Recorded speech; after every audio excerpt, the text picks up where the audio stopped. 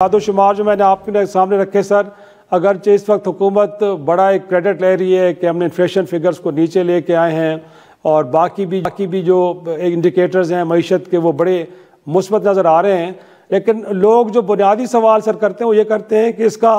عام آدمی کی زندگی کے اوپر کوئی اثر نہیں پڑ رہا۔ تو سر لوگوں کو بھی تو بتائیں کہ جو انفلیشن اگر نیچے آئی بھی ہے تو اس سے عام آدمی کو کیا فائدہ ہوا ہے؟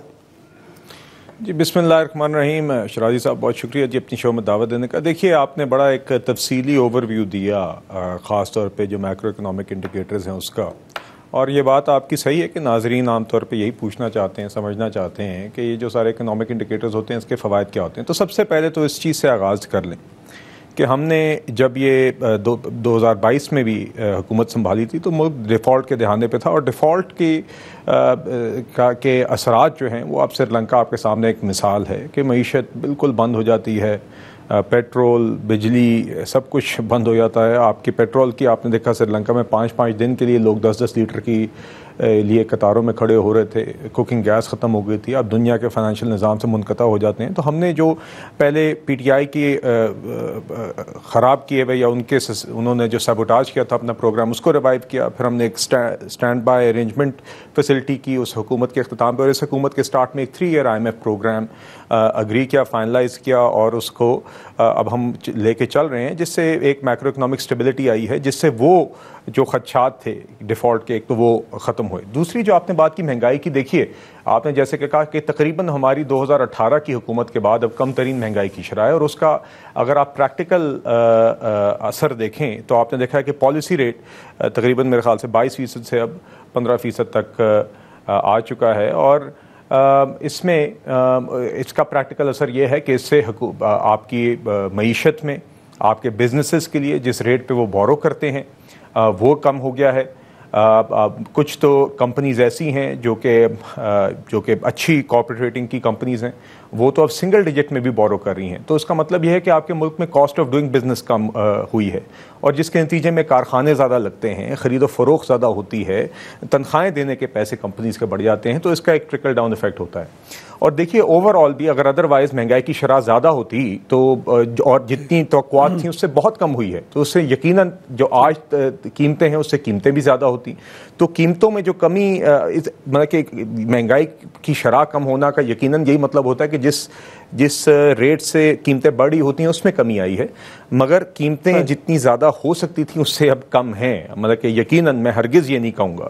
کہ آج پرچیسنگ پاور کوئی کمفرٹیبل لیول پہ ہے، یقیناً اس میں گنجائش ہے بہتری کی، اور ہم یہی کوشش کر رہے ہیں کہ لوگوں کی پرچیسنگ پاور دونوں طریقوں سے، کہ مہنگائی کو بھی کم کر کے اور لوگوں کے روزگار کے مواقع اور اس کی آمدن بڑھا کر بھی ہم کرنا چاہ رہے ہیں۔ تو انشاءاللہ اس کا سفر جاری ہے، اور IMF کے اہداف کی جہاں تک آپ نے بات کی تو ابھی IMF جو ریویو کنکلوڈ کر کے گیا ہے اس کے اندر انہوں نے باقاعدہ یہ اپنی اسٹیٹمنٹ میں الفاظ یوز کیے ہیں کہ they are encouraged by the government's commitment to the economic reforms agenda. لیکن جو پرائم ایریا ہے اگر کہا جائے، ایک تو یہ ہے کہ رائٹ سائزنگ، اور ساتھ میں جو FBR کو ٹارگٹس دیے گئے ہیں، گویا کہ ایک تو نیٹ کو وسیع کرنا ہے، باقی دیگر لوگوں کو بھی شامل کرنا ہے، اور پھر یہ ایک رائٹ سائزنگ بالخصوص وہ ادارے کہ جو خزانے پہ بوجھ بنے پھر رہے ہیں، PIA ہے، دیگر ہیں، ان کی پرائیویٹائزیشن، اس ایریا میں تو کوئی واضح ابھی تک کامیابی میں دیکھنے کو نہیں مل رہی کیانی صاحب۔ نہیں دیکھیے جی، اس میں پھر دونوں چیزوں کا ذرا مجھے موقع دیجیے گا، FBR کے ٹارگٹس کا بھی اور رائٹ سائزنگ کا۔ میں رائٹ سائزنگ سے بات کا آغاز کروں گا۔ دیکھیے رائٹ سائزنگ کے اندر حکومت اس طریقے سے کام کر رہی ہے، میں اس کمیٹی کا ایک رکن ہوں جو committee for right sizing of the government ہے، اس کا پہلی 5 وزارتوں پہ اس کے اور ان کے ماتحت جتنی بھی ادارے تھے ان سب کا ایک جائزہ لے کے ان کے اوپر ڈیپ ڈائیو کر کے ایک اینٹی پر کام کر کے ریکمنڈیشنز پرائم منسٹر اور کیبنٹ کو دی گئی، اور کیبنٹ نے فیصلے کیے جس کے نتیجے میں ان اینٹیز کی تعداد میں اب کمی آئے گی۔ جہاں پہ اینٹیز کی ڈپلیکیشن ہے وہ ڈپلیکیشن کو ختم کیا جا رہا ہے، تاکہ 3 ادارے ایک ہی جیسا کام کر رہے ہیں تو ان کو مرج کر کے ایک کیا جا رہا ہے۔ جہاں پہ کوئی ایسے ادارے ہیں جو اب ڈیوالٹ سبجیکٹ ہیں اور ڈپلیکیشن ہو رہی ہے، وہاں پہ ہم دیکھ رہے ہیں کہ یا اس کو پھر صوبوں کی طرف ٹرانسفر کیا جائے۔ اس طرح کر آ کے کافی ہم کوشش کریں کہ گورنمنٹ کو لین کریں، اور اس کے اندر اس کے اخراجات صرف اخراجات بھی کم ہوں گے، مگر ساتھ ہی ساتھ بنیادی مقصد یہ ہے کہ حکومت بلا وجہ بلوٹڈ نہ ہو، اس کے اخراجات زیادہ نہ ہوں، مگر ساتھ ہی ساتھ حکومت اتنی ایفیشینٹ ہو کہ جو اس کا مقصد ہے وہ پورا ہو، لوگوں کو 3 جگہوں پہ 3 دفاتر میں مختلف ایجنسیوں میں NOC لینے نہ جانا پڑے۔ تو ہم نے گورنمنٹ کو زیادہ ایفیشینٹ بھی کرنا ہے اور اخراجات بھی کم کرنے ہیں۔ پہلی 5 وزارتوں پہ فیصلے کابینہ کر چکی ہے اور اب وہ امپلیمنٹیشن کی فیز میں ہے، اور اگلی 5 وزارتوں پہ اب یہ کمیٹی کام کر رہی ہے، اور انشاءاللہ اس کے بھی نتائج آپ کو آگے نظر آئیں گے۔ جہاں تک FBR ٹارگٹس کی بات ہے، دیکھیے بنیادی طور پہ IMF کے ساتھ جب آپ پروگرام اگری کرتے ہیں تو آپ کا باٹم لائن جس کے اوپر آپ نے جو ٹارگٹ آپ اچیو کرنا ہے پہ اگری کرتے ہیں وہ پرائمری بیلنس ہوتا ہے۔ تو پرائمری بیلنس جو کہ آپ کا فسکل ڈیفیسٹ ہوتا ہے، اس میں سے اگر آپ انٹرسٹ ایکسپینس نکال دیں تو بقیہ وہ آپ کا پرائمری بیلنس ہوتا ہے، اس کے حوالے سے ہم آن ٹریک ہیں۔ دوسری بات یہ ہے کہ FBR میں یقیناً یہ ایک سائیڈ افیکٹ ہوتا ہے کہ جب مہنگائی کی شرح آپ کی توقعات سے کم ہوتی ہے تو اس کا ٹیکس ریونیوز پہ بھی ایک امپیکٹ آتا ہے۔ اسی طرح امپورٹس جو ہم نے کرنٹ اکاؤنٹ بیلنس اپنا مینٹین کیا ہوا ہے اپنے ریزروز کو ہیلتھی رکھنے کے لیے، امپورٹس کی بھی کمی کا ایک افیکٹ آتا ہے، مگر پھر بھی FBR اپنی ایفرٹس کرے گی to broaden the tax net, اور وہ کام جاری ہے، اور انشاءاللہ کوشش پوری ہے کہ FBR کا بھی اپنا ہم ٹارگٹ اچیو کریں، مگر پرائمریلی ہمارا ٹارگٹ یہ ہے کہ جو پرائمری بیلنس کا ہم نے ایک ٹارگٹ سیٹ کیا ہوا ہے اور جو IMF پروگرام کا حصہ ہے اس کو اچیو کریں جی۔ اور بلال صاحب انفیکٹ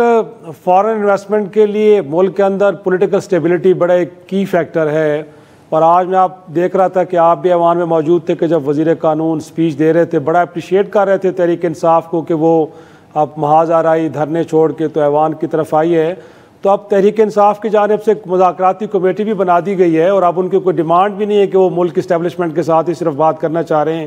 تو کوئی اب حکومتی گویا کہ ٹیم میں بھی ایک انڈرسٹینڈنگ آئی ہے، وہاں پہ بھی ایک ڈسکشن ہو رہی ہے کہ تحریک انصاف کو انگیج کیا جائے تاکہ ملک کے اندر اسٹیبلٹی لائی جائے، تاکہ بیرونی سرمایہ کاری آئے۔ یہ دیکھیے شرازی صاحب، ہم تو ہمیشہ ایک سیاسی اور جمہوری جماعت ہے، ہم نے ہمیشہ کہا تھا کہ آپ نے جو بات کرنی ہے ہمارے دروازے تو کھلیں۔ ہم نے تو آپ کو یاد ہوگا فلسطین کی بھی آل پارٹیز کانفرنس پہ ان کو دعوت دی تھی، یہ وہاں پہ نہیں آئے۔ ہم تو ہمیشہ جب بھی کہتے تھے کہ سیاسی جماعت ہیں آئیں قومی ایشوز پہ بات کرتے ہیں، وہ کہتے تھے جی ہم تو مذاکرات صرف اسٹیبلشمنٹ سے کریں گے۔ آج بھی انہوں نے ایک کمیٹی کا اعلان تو کر دیا ہے کہ ان کی طرف سے ایک کمیٹی بن گئی ہے، عمر ایوب صاحب نے آ کے ایک پریس کانفرنس کر دی، مگر اس پہ ابھی بھی 2 سوالیہ نشان ہیں۔ نمبر 1، آپ مذاکرات کس چیز پہ کرنا چاہتے ہیں؟ آپ بتائیے،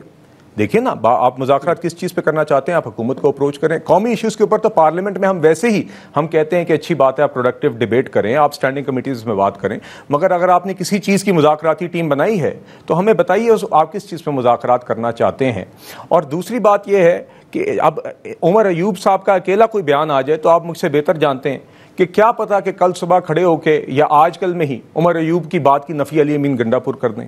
یا بشرا بی بی کر دیں، یا علیمہ خان کر دیں، کیونکہ ہم نے ماضی میں بار بار یہی دیکھا۔ تو بہرحال ہم پھر بھی اوور آرچنگ بات یہ ہے کہ ہم ایک سیاسی اور جمہوری جماعت ہیں، آپ نے کسی قومی ایشو پہ بات کرنی ہے تو ہمیشہ ہم بات چیت کرنے کے لیے تیار ہوتے ہیں، مگر اگر آپ کا یہ خیال ہے کہ آپ خان صاحب کو جرائم سے NRO دلوانا چاہتے ہیں اور ان کو سزا سے بچانے کے لیے اب آپ نے پہلے زور زبردستی کی کوشش کی اور اب آپ اس کے لیے چاہ رہے ہیں کہ کوئی بات چیت ہو تاکہ معافی ہو جائے، تو یہ تو ممکن نہیں ہے جی، جو جرائم ہے اس کی تو سزا ہوگی۔ لیکن اگر وہ یہ کہہ رہے ہیں کہ 2024 کے الیکشن کے اوپر یا جو مقدمات سیاسی بنیادوں پہ بنے ہیں یا جو قیدیوں کی رہائی ہے، ضمانتیں ہونے کے باوجود بھی لوگ رہا نہیں ہو رہے، تو آپ کو لگتا نہیں ہے کیونکہ ماضی میں تو اس طرح کی چیزیں ہوتی رہی ہیں تو یہ بڑی لاجیکل ڈیمانڈز ہیں جن کے اوپر بیٹھ کے گفتگو ہونی چاہیے؟ دیکھیے یہ کوئی نہیں شرائع صاحب، دیکھیے میں تو بالکل صحیح، میں تو یہ کہوں گا کہ یہ سارا اونس جو ہے نا یہ جوڈیشری پہ بنیادی طور پر ہے۔ 9 مئی کی سزائیں آج تک نہ ہونا 1.5 سال میں، یہ بھی ایک لمحہ فکری ہے جی۔ اتنے سنگین جرائم ہوئے، سب کے سامنے ویڈیوز بھی موجود ہیں جن لوگوں نے کیے۔ خان صاحب نے اعتراف کیا اڈیالہ جیل میں رپورٹر سے بات کرتے ہوئے کہ ہاں میں نے 9 مئی کی کال دی تھی، مگر بات یہ ہے کہ آج تک اس کورٹس میں UK میں آپ نے دیکھا ابھی رائٹس ہوئے، ہفتے کے اندر انہوں نے رائٹس کے 2-2 3-3 سال کی لوگوں کو سزائیں بھی دے دی تھی، وہاں پہ تو اتنی لمبی تاریخیں نہیں لگ رہی تھیں۔ تو میں بالکل اس بات سے اتفاق کرتا ہوں کہ جن لوگوں نے جو اس سازش کا اور ان جرائم کا حصہ تھے، چاہے وہ پلان کرنے میں، چاہے وہ اکسانے میں، چاہے وہ گراؤنڈ پہ کرنے میں، ان سب کو سزائیں ہونی چاہیے، اور جو بے گناہ لوگ ہیں ان کو رہا ہونا چاہیے۔ صحیح، لیکن ایک اور بھی سوال آپ سے، کیونکہ پروگرام کا وقت کیونکہ اب سیگمنٹ کا کم رہ گیا، تو میں یہ بھی جاننا چاہوں گا کہ آج تو پارلیمانی سیکرٹری میں بھی کسی کامہ کمیٹی میں اس بات کا اعتراف کیا ہے کہ جو پاکستان میں انٹرنیٹ کو لے کے پابندیاں ہیں شاید دنیا میں اتنی نہیں ہیں. تو یہ جو سوشل میڈیا کو کرٹیل کرنے کے سلسلے میں انٹرنیٹ کے نظام کو اتنا بری طرح وہ ایک طرح سے ہم کہہ سکتے ہیں کہ اس کو سلو ڈاؤن کر دیا گیا ہے سر. اس سے عام لوگوں کے کاروبار بڑے متاثر ہو رہے ہیں. جو لوگ سیلف امپلائڈ ہیں یا باقی بہت ساری کمپنیز ہیں جو کام کر رہی ہیں, تو کیا اس حوالے سے بھی حکومت وقت کوئی سوچ رہی ہے کہ اس ایشو کو بھی کوئی ریزالو کیا جائے تاکہ عام آدمی ان کے کاروبار متاثر نہ ہوں؟ جی دیکھیے اس کو ویری بریفلی چونکہ ٹائم آپ کا ختم ہو رہا ہے. ایک تو سوشل میڈیا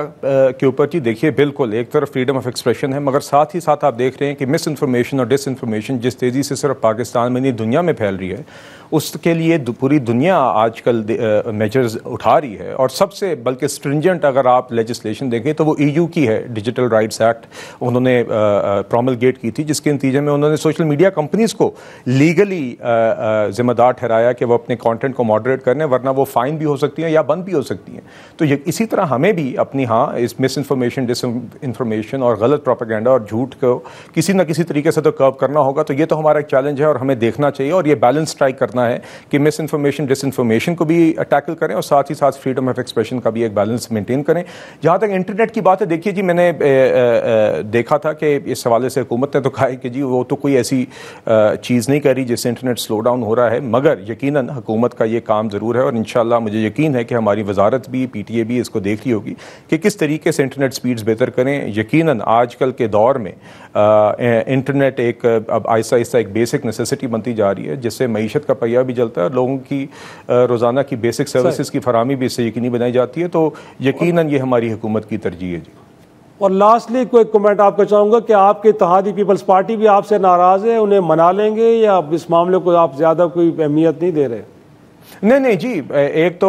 نمبر 1 میرے خیال سے کوئی ناراضگی تو نہیں ہے, مگر تحفظات ضرور ہوتے ہیں. اور